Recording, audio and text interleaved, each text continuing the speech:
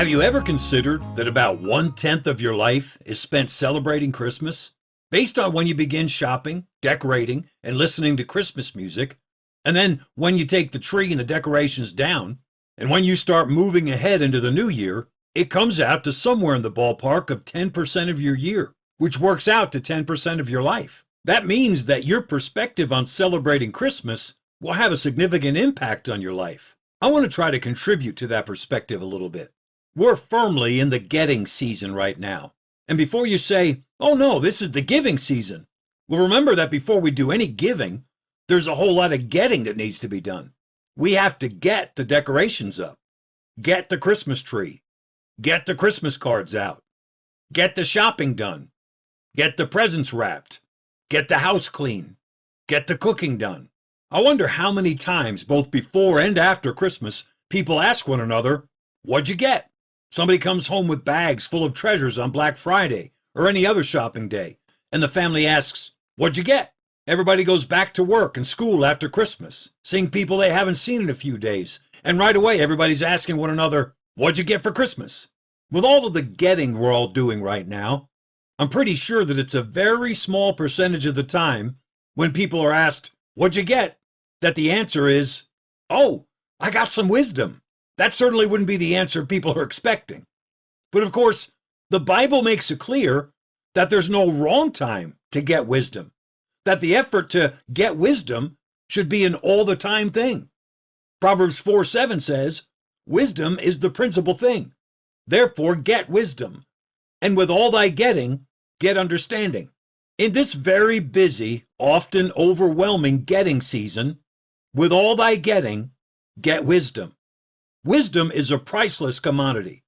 Proverbs 8:11, for wisdom is better than rubies, and all the things that may be desired are not to be compared to it.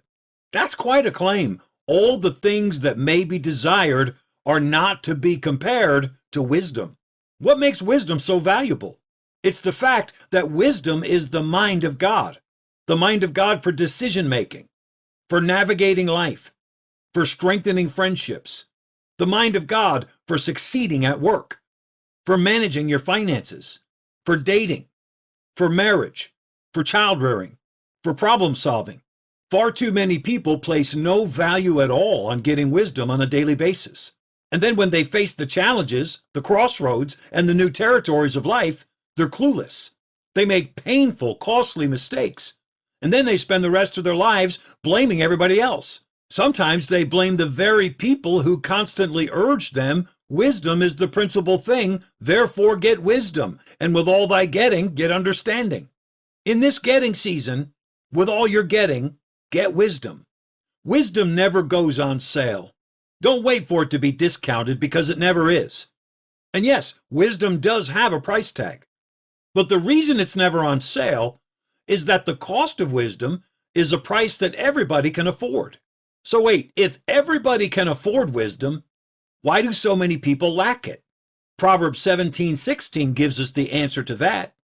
Wherefore is there a price in the hand of a fool to get wisdom, seeing he hath no heart to it? If you don't want wisdom, if you don't value it, you won't pay the price to get it. If you aren't interested in wisdom, you won't be willing to pay for it. So what is wisdom's price tag?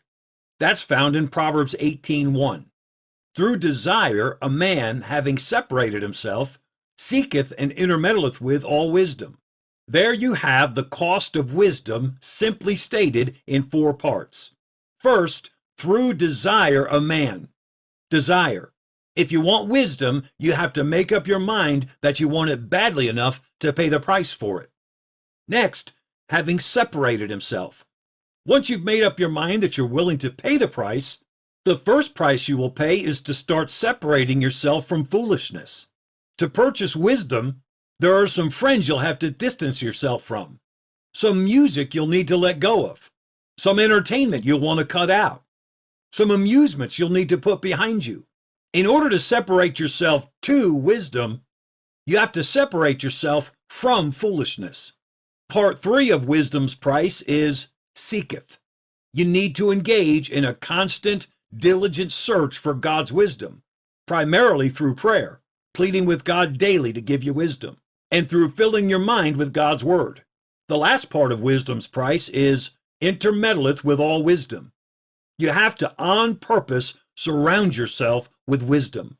Every believer can pay the price for wisdom, but far too many do not. In the getting season, with all you're getting, get wisdom. Whatever else your daily Bible reading routine includes, first thing every morning, open to the chapter of Proverbs that corresponds with the day of the month. Ask God to show you some wisdom. Read it through. Watch carefully. Then write it down when you find it. If you'll do that, with all you're getting, you'll get wisdom. Christian, God has more wisdom for you with every new day. Stay the course.